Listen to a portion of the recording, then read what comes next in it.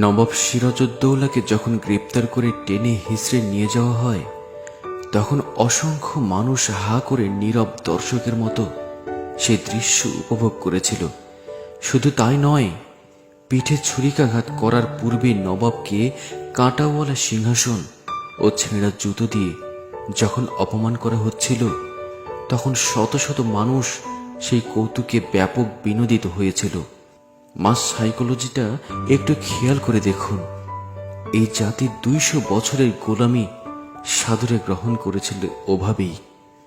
একটি মজার তথ্য দেই, লর্ড ক্লাইভ তার ব্যক্তিগত ডায়েরিতে লিখেছিল, নবাবকে যখন ধরে নিয়ে যাওয়া হচ্ছিল অপমান করতে করতে, তখন দাঁড়িয়ে থেকে যারা এসব প্রত্যক্ষ করেছিল তারা যদি একটি করেও ঢিল ছুড়ত, তবে ক্লাইভকে করুণ পরাজয় বরণ করতে হতো। আরো চমকপ্রদ তথ্য হচ্ছে, প্রায় 10,000 অশ্বারোহী, 30,000 পদাতিক এবং অসংখ্য কামান গোলাবারুদ সহ বিশাল সুসজ্জিত সৈন্যবাহিনী নিয়েই পলাশের ময়দানে এসেছিলেন নবাব সিরাজউদ্দৌলা। কিন্তু তার বিপরীতে রবার্ট ক্লাইভের সৈন্য সংখ্যা ছিল মাত্র 3,000, যার মধ্যে 900 জনই ছিল হাতে পায়ে ধরে নিয়ে আসা ব্রিটিশ সেনাবাহিনীর শৌখিন অফিসিয়াল সদস্য, যাদের অধিকাংশেরই তলোয়ার ধরার মতো সুপ্রশিক্ষণ ছিল না, কোনোদিন যুদ্ধই করেনি। এত কিছু জেনেও রবার্ট ক্লাইভ যুদ্ধে নেমেছিল এবং জিতবে জেনেই নেমেছিল, কারণ রবার্ট ক্লাইভ খুব ভালো করেই জানতেন একটি হীনমন্য ব্যক্তি স্বার্থলোভী দ্বিধাগ্রস্ত জাতিকে পরাস্ত করতে খুব বেশি আয়োজনের প্রয়োজন নেই।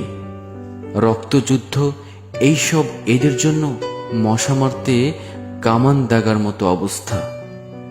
যাদেরকে সামান্য দাবার চালেই মাত করে দেয়া যায়, তাদের জন্য হাজার হাজার সৈন্যের জীবনের ঝুঁকি তিনি কেন নেবেন?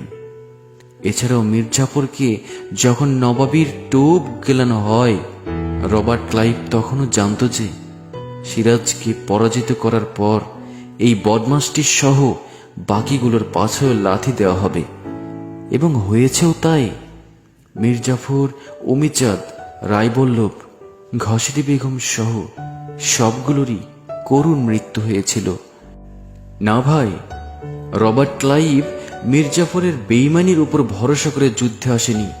সে যুদ্ধে এসেছিল বাঙালির মানসিকতা ও ভূত ভবিষ্যৎ সহ বহু দূর পর্যন্ত নিখুঁতভাবে আন্দাজ করে। সে জানত মির্জাফরকে টোপ দিলে গিলবে এবং কাজ শেষ হলে লাথি দিবে। সে জানত যুদ্ধ শেষে জনসম্মুখে নবাবের পাছায় লাথি দিলেও এই জাতি বিনোদনে দাঁত কেলাবে, অথবা হা করে সব চেয়ে চেয়ে দেখবে।